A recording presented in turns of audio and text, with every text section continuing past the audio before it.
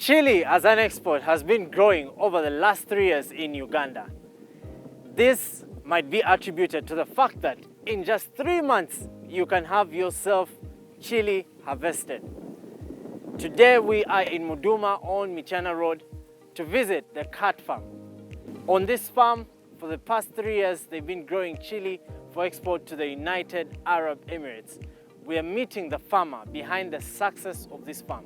His name is Mr. Crispus Tweheyo, and he's going to share with us his story. Hello and welcome to Enkumbi Telimba. Thank you for joining us today. We are at the cat farm in Muduma on Michana Road, here to meet Mr. Crispus Tweheyo. He is a chili farmer who for the last 3 years has been exporting chili to the United Arab Emirates. Mr. Crispus Tweheyo, you're welcome. Thank you so much, Mr. Jaffet and the team. My name is Crispus Tweheyo, an agronomist by profession, and I specialize in chili farming, so you are most welcome. Thank you so much for welcoming us. So tell us, how does your journey in agriculture start? And I find the name of the farm interesting, Cat Farm. How do you come up with this name, Cat Farm? Okay, so chili farming hasn't been very popular for the past 10 years, but is becoming popular as of now because it's an export crop, and there is hope that it will majorly even overtake things like coffee in future because the demand is getting higher and higher, and then Ugandan chili is getting on market and is liked.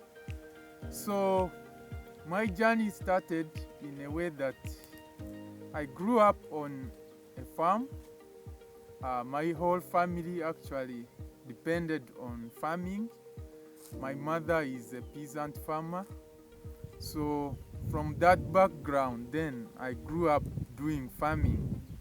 This helped me to always concentrate and succeed and excel in agriculture as a subject during my school. It made me love the subject to an extent that I finally had to major in it. So I then later joined an agriculture college, Bukalasa Agriculture College, and then doing agribusiness. That's when I learned most about agriculture, and doing agriculture not the way we do at home, to just depend on it, but to do it as a business. And when I finished college, then I joined a training in Israel. That's when I now came to major in horticulture, and in horticulture then I chose chili farming. So for the past 3 years I've been in chili farming. Then later got some 2 other guys, my friends. We became partners, and we decided to explore chili farming for export because we learned about it. We saw how it was moving. We saw it was an interesting business to do. That's how we started. So Cat Farm comes from the 3 guys I talked of. Cat is Kirigwa, a friend, Asimwe, a friend also, and one of the directors majoring in marketing, and then T is Tweheyo, who is the production manager and the one running the farm. Amazing. So Cat Farm starts with 3 partners, and now today, tell us what you have in existence as a company, as a farm. Cat Farm, we have 5 acres of chili currently under production. We are already producing.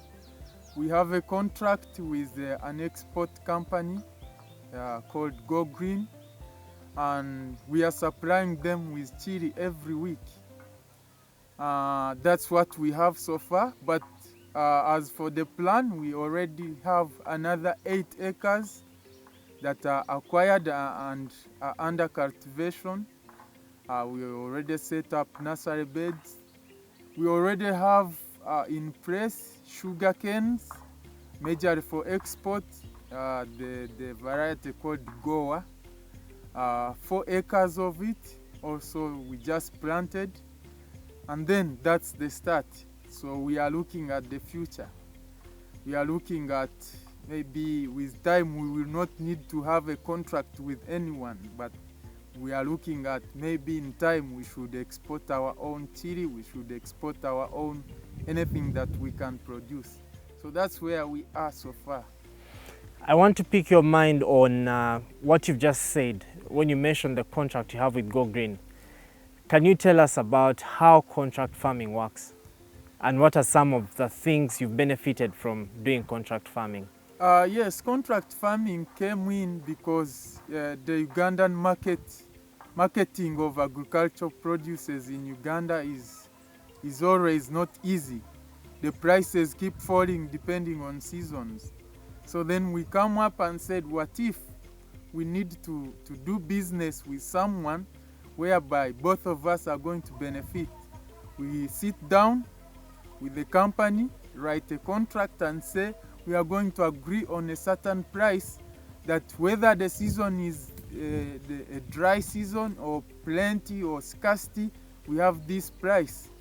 It is convenient for us, the farmer, and for you, the exporter. So that's how we came in. We contacted Go Green. They came and saw our farm, saw what we were doing, saw the capacity we had, and then we entered into a contract. They assured us we can take whatever you can produce. Then we assured them we can produce the quantity and the quality that you need. So that's how we came into contract with them. Are you able to share with us what you're selling at right now as Cat Farm?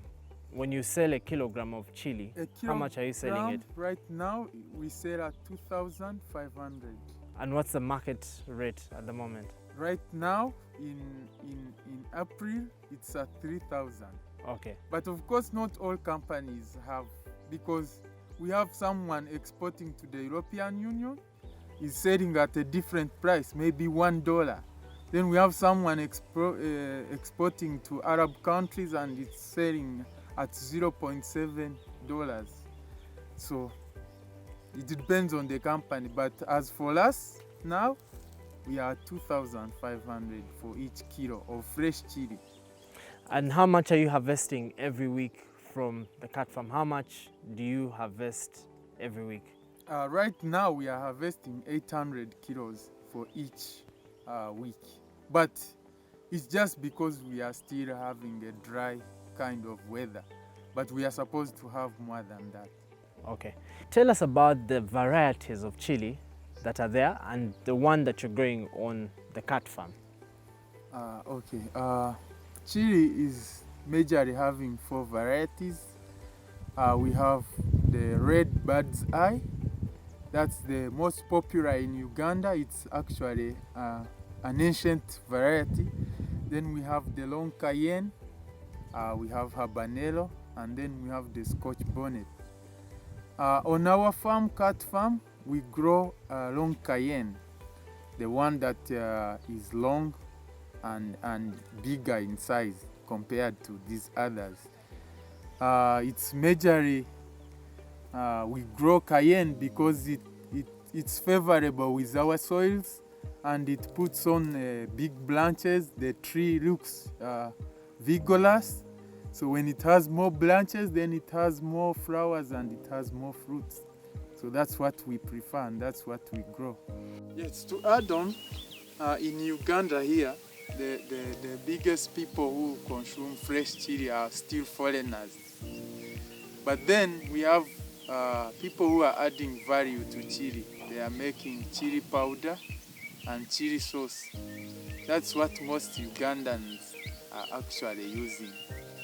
So we hope that this industry of adding value to chili also grows up. We are also planning to enter into it so we can always add value and make some chili powder. So that's what we have as a prospect in the future. What are some of the challenges you have faced as the Cat Farm while growing chili? As cat farm, the biggest challenge has been land, because every time our dream is that we should have a big farm, but then it's not easy to get land that you can put all your dreams on ground. You dream of 50 acres, 30 acres, but you can only get 5 or 10. So that has been a big challenge. We can't expand. Then the second biggest challenge was COVID-19, because it came in a time when we had just started picking up, and then we are exporters. Then the airport is closed, there are no flights. Then you have the whole garden is full of chili, and locally you cannot have market, so it was a challenge. Those were the biggest, but then we have other small challenges like diseases. Of course, the biggest disease is bacterial wilt. Bacterial wilt is not easy to control because it comes from the soil. It's soil borne. So you wake up one day and you see a tree starting to wither, and at the end it dries. So it's a disease that is not easy because it's not specifically in the plant, but from the soil, from the roots. You can't easily trace it. The fruit fly is the major pest that attacks our chili. So we came up with an invention. Actually, it was started in India, and then it now is majorly coming from South Korea. They get females and then extract a pheromone substance. Then they use it to make that substance that attracts males. So whenever you put it, they think the males will think that there is a female in that place, and then they will come for mating. So when they will come sensing the smell of the hormone. So when they enter inside this plastic trap, then they can't go out. They just suffocate and die there. So that's how we manage to contain them without spraying. So the chili will stay out without any pest, and then we have not sprayed or contaminated it. We've talked about challenges, but I also want to find out, do you have any competition in the chili business? Yes, of course. Personally, the competition starts right from the resources. We have competition from just land, because when we are looking for land, other farmers are also looking for land to grow other crops, like maize, like eggplants, like other local foods. So that's the first competitors. Then the second competitors are on the inputs, because once it rains, everyone wants to plant. And then you go to the stores for fertilizers and everyone else is buying. This makes the prices to go high for the inputs. Those become competitors. Then, as not me, but as chili growers generally in Uganda, we have competitors from the rest of the countries that also export to where we export. So when the supply there gets higher, then the prices drop. And then when these companies, their prices drop, of course we have a contract, but they will come to you and say, but next time maybe we need to do a different price because the competition has come up. But personally, me us as cat farm, we don't have anyone we are competing with. Generally on chili market, we don't have, because we are producing on contract. Rather, we have people who want to have us also supply them. But just because we have a contract, we are not letting go of the one we have a contract with. But in the future, if we manage to expand and maybe we can supply whatever we have and have excess, then we are willing to invite other companies to do business with us. One of the words I want to advise the youth is that there is fortunes in villages, in rural areas, because that's where there is land. Most of the youth like to come to urban areas, to come to Kampala and hustle. If that hustle they have in Kampala or in most of the urban areas where they are, if they are actually able to bring it in rural areas and put it into farming, they would actually reap big. So this is a sector that you will not just do and fail to get market. Every day people have to eat. So no one should worry about investing in agriculture because they will never fail to have market. Yes. So Crispuss, tell us about what the next 5 to 10 years look like for the cat farm. The cat farm is actually, our prospect is to expand up to 20 acres. And then with 20 acres, we will be able to project a produce of 2 tons per week. So when we have 2 tons, then we have a license and we are able to export our own chili. In 5 to 10 years, we are going to be able to add value in chili. Because as they harvest, there are some chilies that stay and then they later ripen. When they ripen, we want to be able to ferment it and then we make chili sauce. And then we can also dry it and make chili powder.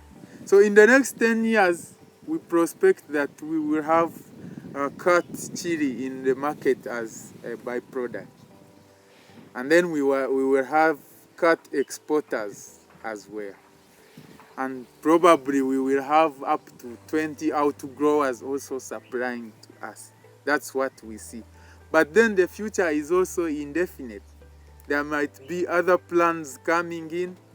You could be there and then someone just says, I've given you a contract, change from Cayenne and give me Scotch bonnet. I've started a tear gas industry and I'm giving you good money. Then we would then go for that. But for now, that's what we are on to. This is our harvest for the day. But before anyone in Dubai tests this chili, I'll be the first. Ouch! It's so hot. Until next time, this has been Enkumbi Telimba. Thank you for watching.